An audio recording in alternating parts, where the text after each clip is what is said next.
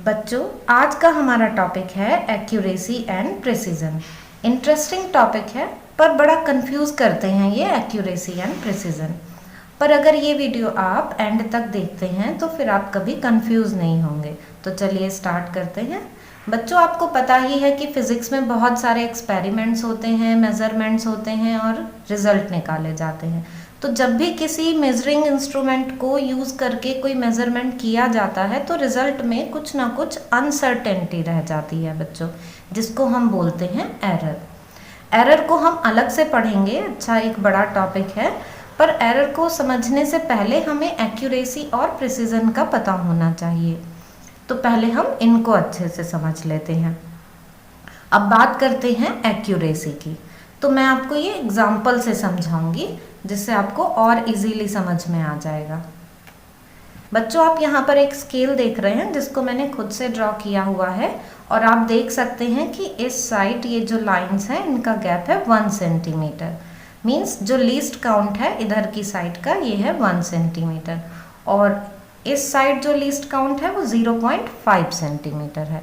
बच्चों, अगर आपको लीस्ट काउंट नहीं याद है तो मैं आपको एक बार फिर से रिवाइज करा देती हूँ कि किसी भी मेजरिंग इंस्ट्रूमेंट से जो छोटी से छोटी वैल्यू एकदम सही से मेज़र की जा सकती है उसी को लीस्ट काउंट बोला जाता है उस इंस्ट्रूमेंट का। तो जैसे यहाँ पर सबसे छोटी वैल्यू 1 सेंटीमीटर है, ये जो गैप है। इधर यहाँ पर 0.5 सेंटीमीटर है। और बच्चों, हम जो स्केल जनरली यूज़ करते हैं उस स्केल में आप देख सकते हैं कि 1 मिलीमीटर पर होती हैं ये जो लाइंस होती हैं। तो जो लीस्ट काउंट होता है इस स्केल का वो होता है 1 मिलीमीटर। ठीक है बच्चों, तो अब देखते हैं हम एक्यूरेसी। तो बच्चों, अब एक्यूरेसी को हम एक एग्जाम्पल से समझते हैं। बच्चों, आप यहाँ पर एक लाइन देख रहे हैं AB। 2 स्टूडेंट से इसको मेज़र करने के लिए बोला गया और उनसे कहा गया कि आप वो लेंथ बताएं जिसके बारे में आप एकदम श्योर हैं। उनको ये एक्चुअल लेंथ नहीं बताई गई। तो बच्चों, एक स्टूडेंट ने इस तरह से मेज़र किया और उसने बोला कि इसकी लेंथ है 9 सेंटीमीटर। अब बच्चों, दूसरे स्टूडेंट ने यहाँ 0 को यहाँ से स्टार्ट किया और उसने बताया कि इसकी लेंथ है 10 सेंटीमीटर। तो बच्चों, मान लेते हैं कि जो फर्स्ट स्टूडेंट है वो है X और दूसरा स्टूडेंट है Y। तो फर्स्ट के अकॉर्डिंग जो लेंथ है वो है 9 सेंटीमीटर और यहाँ Y जो स्टूडेंट है उसके अकॉर्डिंग है ये लेंथ 10 सेंटीमीटर। तो आप बताएंगे कि इनमें से कौन ज़्यादा एक्यूरेट है। ऑब्वियसली आप कह सकते हैं कि ये 10 सेंटीमीटर वाला ज़्यादा एक्यूरेट है। क्यों? क्योंकि जो एक्चुअल रिजल्ट है, जो ट्रू वैल्यू है इस लेंथ की, उसके ये ज़्यादा क्लोज है। तो बच्चों, यही तो होती है एक्यूरेसी कि जो हमारा स्टैंडर्ड रिजल्ट है या जो ट्रू वैल्यू है उसके जितना क्लोज होगा मेजरमेंट वो उतना ही ज़्यादा एक्यूरेट होगा और उसकी एक्यूरेसी उतनी ही ज़्यादा होगी। तो आइए अब इसकी डिफाइन देख लेते हैं। Accuracy, it refers to the closeness of a measurement to the true value of a physical quantity. तो बच्चों, जो मेजरमेंट ट्रू वैल्यू के जितना ज़्यादा क्लोज होगा उसकी एक्यूरेसी उतनी ही ज़्यादा होगी। तो जब किसी फिजिकल क्वांटिटी को मेज़र किया जा रहा है तो जो रिजल्ट सबसे ज़्यादा क्लोज आएगा उसकी ट्रू वैल्यू के, उसकी एक्चुअल वैल्यू के, तो उसकी एक्यूरेसी उतनी ही ज़्यादा होगी। तो आपको एक्यूरेसी समझ में आ गई होगी। अब ये पॉइंट और देख लेते हैं बच्चों। It indicates the relative freedom from error. As we reduce the errors measurement becomes more accurate. तो बच्चों, जब कुछ हम मेजरमेंट करते हैं तो कुछ ना कुछ, जैसे हमने बात की थी कि कुछ कमी रह जाती है कई बार मेजरमेंट में। अब ये कमी इंस्ट्रूमेंट की वजह से भी हो सकती है या मेजरमेंट के तरीके में भी हो सकती है। तो हम जैसे जैसे इनको रिड्यूस करते जाएंगे, एरर्स को रिड्यूस करते जाएंगे, हमारा रिजल्ट ज़्यादा एक्यूरेट होता चला जाएगा। ठीक है बच्चों, अब देख लेते हैं precision. It refers to the resolution or the limit to which quantity is measured।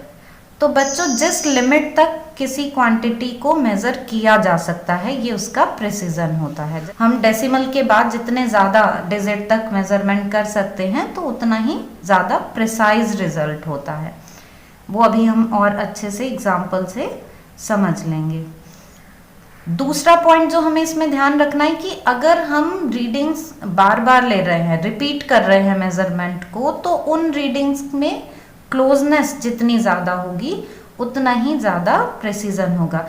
अब देख लेते हैं इसको हम एग्जाम्पल से बच्चों। तो बच्चों एक स्टूडेंट ने इस स्केल से मेज़र किया और उसने बोला कि इसकी लेंथ है 10 सेंटीमीटर। दूसरे स्टूडेंट ने दूसरा स्केल यूज़ किया और इस तरह से मेज़र किया, उसने 1 को रखा यहाँ पर स्टार्टिंग पॉइंट पर और उसने बोला कि ये वैल्यू है 11.5। तो बच्चों जिसने ये स्केल यूज़ किया था उसने हमें वैल्यू बताई थी 10 सेंटीमीटर और जिसने ये स्केल यूज़ किया था उसने हमें बताई वैल्यू 11.5 सेंटीमीटर। तो अब इसमें ये जो 11.5 है बच्चों, ये आपको पता है कि ये लेस एक्यूरेट है। एक्यूरेट तो ये ज़्यादा है पर प्रिसाइज ये वाली वैल्यू है। प्रिसाइज ये वाली होने का मतलब है कि पॉइंट के बाद एक प्लेस तक हमें रीडिंग मिल रही है। जो हमने ये स्केल यूज़ किया, इस स्केल की हेल्प से पॉइंट के बाद एक प्लेस तक की वैल्यू को मेज़र किया जा सकता है। तो ये जो स्केल है ये ज़्यादा प्रिसाइज है इसके कंपैरिजन में। वैसे हम देखें तो एक्यूरेट रीडिंग कौन सी है? ज़्यादा एक्यूरेट ये है पर ज़्यादा प्रिसाइज ये है। अब आपको प्रिसाइज कुछ कुछ समझ में आया होगा। तो प्रिसाइज का मतलब है कि जो भी इंस्ट्रूमेंट जितनी छोटी वैल्यू को मेज़र कर सकता है वो उतना ही ज़्यादा प्रिसाइज होता है। मींस पॉइंट के बाद हमें जितने ज़्यादा प्लेस तक की वैल्यू मिल जाएंगी वो उतनी ही ज़्यादा प्रिसाइज रीडिंग होगी। तो अब हम देख लेते हैं इन स्केल में, ये हमारे पास 3 तरह के स्केल हो गए बच्चों। एक तो है यहाँ 1 सेंटीमीटर के गैप से, एक है 0.5 सेंटीमीटर के गैप से, और यहाँ पर ये जो स्केल है इस तरह से आप देख सकते हैं बच्चों। इस स्केल में इस साइड आप देख सकते हैं कि 1 मिलीमीटर के गैप पर लाइंस बनी हुई हैं। इसका लिस्ट काउंट सबसे ज़्यादा, उससे कम इसका लिस्ट काउंट और उससे कम इसका लिस्ट काउंट। तो किसी इंस्ट्रूमेंट का लिस्ट काउंट जितना कम होगा वो उतना ही ज़्यादा प्रिसाइज रीडिंग ले सकता है। बच्चों अब ये प्रिसीजन में आप एक पॉइंट और ऐड कर लेंगे। If we repeat the measurement then closeness of the reading refers the precision. अगर हम रीडिंग्स कई बार ले रहे हैं, बार बार हम मेजरमेंट को रिपीट कर रहे हैं, तो जो रीडिंग्स की क्लोजनेस आएगी आपस में वो ही उसका प्रिसीजन होगी। कैसे, वो मैं आपको बता देती हूँ। मान लीजिए कि इसी लेंथ को एक स्टूडेंट ने 4 टाइम्स मेज़र किया, 4 बार उसने मेज़र किया और उसने रीडिंग्स क्या ली, उसकी रीडिंग्स आई 10.3, 10.4, 10.3, 10.4। तो आप देख रहे हैं ना कि ये रीडिंग्स काफ़ी क्लोज हैं, तो ये रीडिंग प्रिसाइज बोली जाएंगी। और अगर वो इस तरह से रीडिंग लेता है 10.3, 10.3, 10.3, 10.3, तो ये रीडिंग एक्यूरेट तो नहीं है पर ये प्रिसाइज है। इन दोनों में अगर बोला जाए कि एक सेट ये है रीडिंग का और एक सेट ये है रीडिंग का, तो कौन सी रीडिंग ज़्यादा प्रिसाइज है? तो ये सेट जो है बच्चों ये ज़्यादा प्रिसाइज होगा। क्यों? क्योंकि इसमें आपस में रीडिंग्स की क्लोजनेस इसके कंपैरिजन में ज़्यादा है। तो प्रिसाइज होने के लिए आपको क्या 2 पॉइंट्स याद रखने हैं। एक तो डेसिमल पॉइंट के बाद जो वैल्यूज़ हैं वो कई प्लेस तक आनी चाहिए।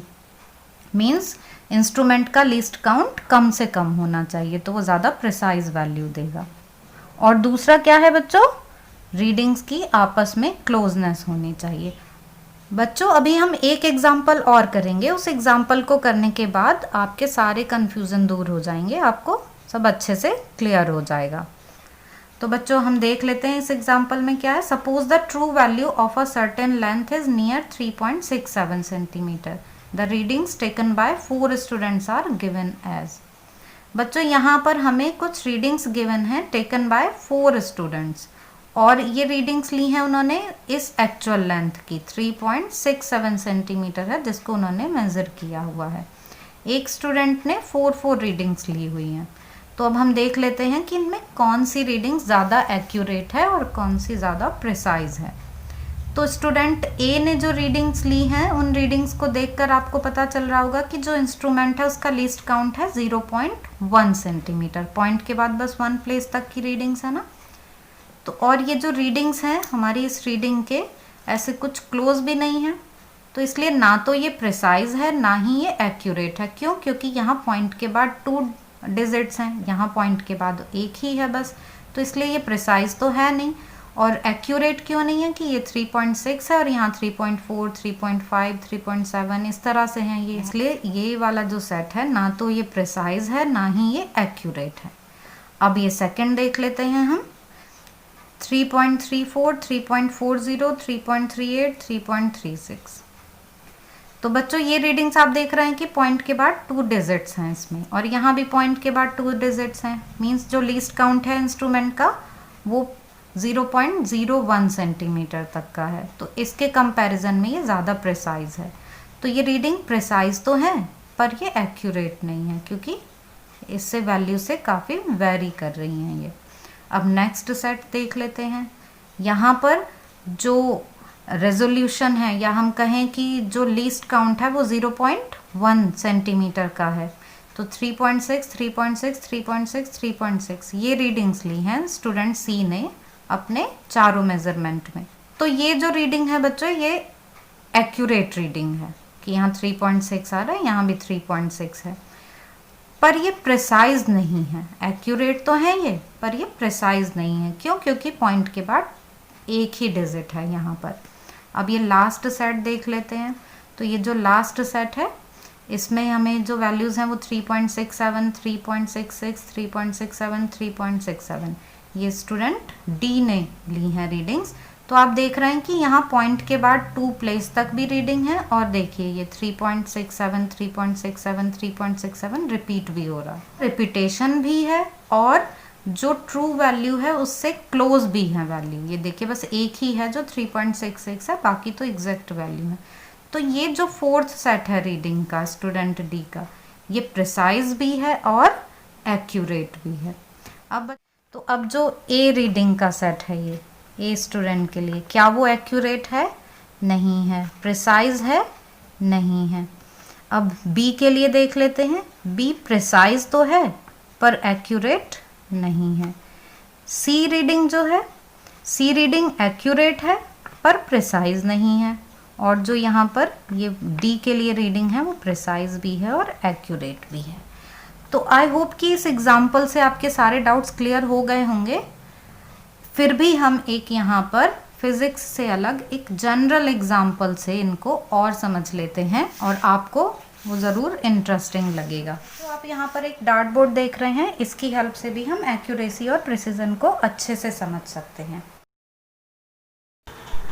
बच्चों स्क्रीन पर जो आपको पिक्चर दिखाई दे रही है उसके चारों केसेस के लिए एक्यूरेसी और प्रिसीजन को कंपेयर करके आप आज का टॉपिक अच्छे से समझ जाएंगे, और आई होप कि आपको ये अच्छे से समझ में आ भी गया होगा। फिर भी आपके कोई डाउट्स हों तो आप कमेंट सेक्शन में पूछ सकते हैं।